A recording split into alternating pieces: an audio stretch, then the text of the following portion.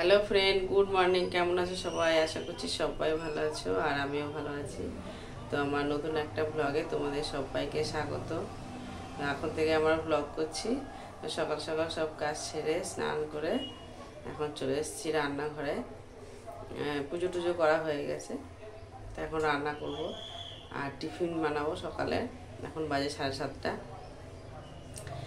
আগে ডালটা বসিয়ে দিই, তারপরে ছেলেরা যা উঠলে তারপরে ওদের টিফিন বানিয়ে দেবো, গরম গরম খাবে।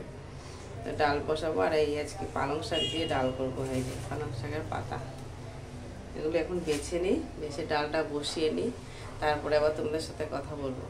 আর আমাদের এখানে খুব ঠান্ডা পড়েছে, তারপর চাদর গায়ে দিয়ে কাজ করতে হচ্ছে। কখনো চাদর গায়ে দিতে হয় না, কিন্তু এখন এবারে খুব ঠান্ডা পড়েছে। সকালবেলা সন্ধ্যাবেলা না গায়ে দিলে আর কি হয় না। যাই হোক, আমি এই পাতাগুলো বেছে ধুয়ে ডালটা বসিয়ে নিই, তারপর তোমাদের সাথে কথা বলবো, নাহলে আমার আবার লেট হয়ে যায়। ডাল বসিয়ে দিয়ে তারপরে গেলাম সবজি কাটতে। সবজি কাটা হয়ে গেছে আর ছেলেরা ঘুম থেকে উঠে পড়েছে, স্নানও হয়ে গেছে ওদের। তারপর ওদের টিফিন বানিয়ে দেবো। আজকে ব্রেড অমলেট করে দেবো।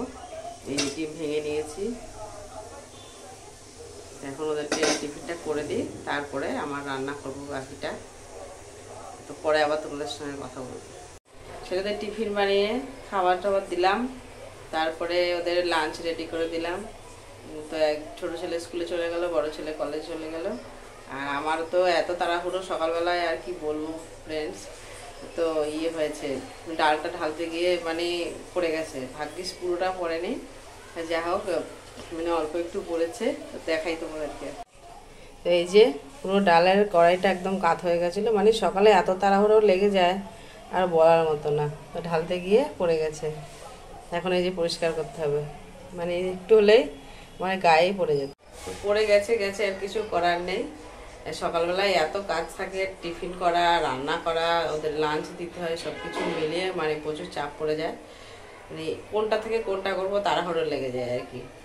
তাই কিছু করার নেই, আর কি হবে।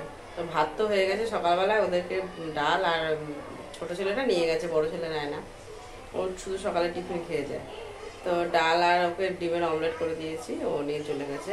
আর এখন আমি আবার আমাদের জন্য ওই যে পটল ভাপা করেছি, আর একটা কিছু করব, তা আমাদের দুপুরবেলা খাওয়া হয়ে যাবে। ভাত তো হয়েই গেছে। তো যাই হোক, আমি সবজিটা আর একটা বাকি আছে, ওটা বানিয়ে নিই, বানিয়ে নিয়ে পরে তোমাদের সঙ্গে কথা বলবো।